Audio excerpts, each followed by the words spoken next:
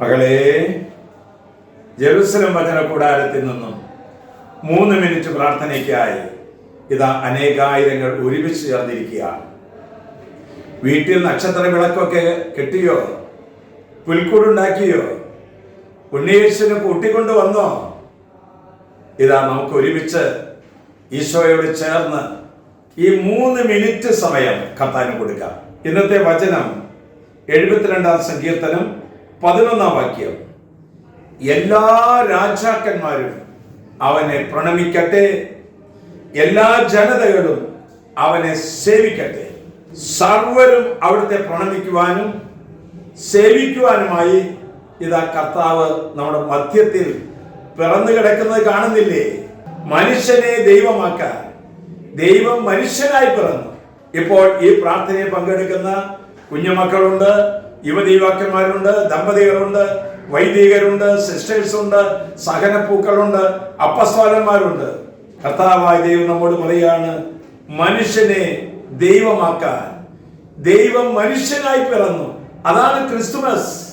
നമ്മുടെ ചിന്തകളും നമ്മുടെ വാക്കുകളും നമ്മുടെ പ്രവൃത്തികളും എല്ലാം കർത്താവിന് പ്രിയങ്കരമായി തീരട്ടെ, കർത്താവിന് യോഗ്യമുള്ളതായി തീരട്ടെ. നമുക്ക് എല്ലാവർക്കും ചേർന്ന് ഒരു സുഹൃദേവൻ ചൊല്ലിയാലോ? എന്റെ ഉണ്ണീശോയെ, എന്റെ ഹൃദയത്തെ അങ്ങേക്ക് യോഗ്യമായ ആലയമാക്കണമേ.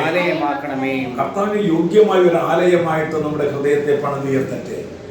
ഈശോ ഹൃദയത്തിൽ വാഴാൻ ആഗ്രഹിക്കുകയാണ്. ഓരോ കുഞ്ഞുങ്ങളെയും ഓരോ കുടുംബത്തെ സ്നേഹിക്കുന്ന ഈശോ നമ്മോട് ചോദിക്കുകയാണ്, നിന്റെ ഹൃദയത്തിൽ ഞാൻ വന്ന് കിടക്കട്ടെ.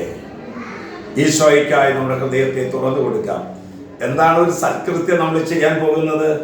അച്ഛൻ പറയട്ടെ, നമ്മുടെ എല്ലാ പ്രിയപ്പെട്ട കുടുംബങ്ങളെയും ഫോണിലൂടെ വിളിച്ച് ഇന്നത്തെ സന്ദേശം അറിയിക്കുക.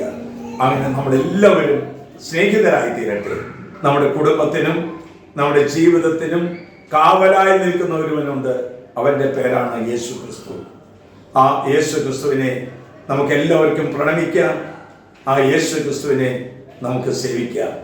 ആശ്വാസപ്രദമായ രാത്രി, പ്രതീക്ഷാന്തരപരമായ പ്രഭാതം, സൽപ്രവർത്തികൾ നൽകിയ ദിവസം നൽകി ഈ ശുശ്രൂഷയിൽ പങ്കെടുക്കുന്ന എല്ലാവരെയും അനുഗ്രഹിക്കട്ടെ. നമ്മുടെ കർത്താവ് ഈശോ മിശിഹായുടെ കൃപയും പിതാവായ ദൈവത്തിന്റെ സ്നേഹവും പരിശുദ്ധാത്മയുടെ സഹവാസവും നാം എല്ലാവരോടും നമ്മുടെ എല്ലാ പ്രാർത്ഥന നിയോഗങ്ങളോടും കൂടി ഉണ്ടായിരിക്കട്ടെ, ഇപ്പോഴും എപ്പോഴും എന്നേക്കും.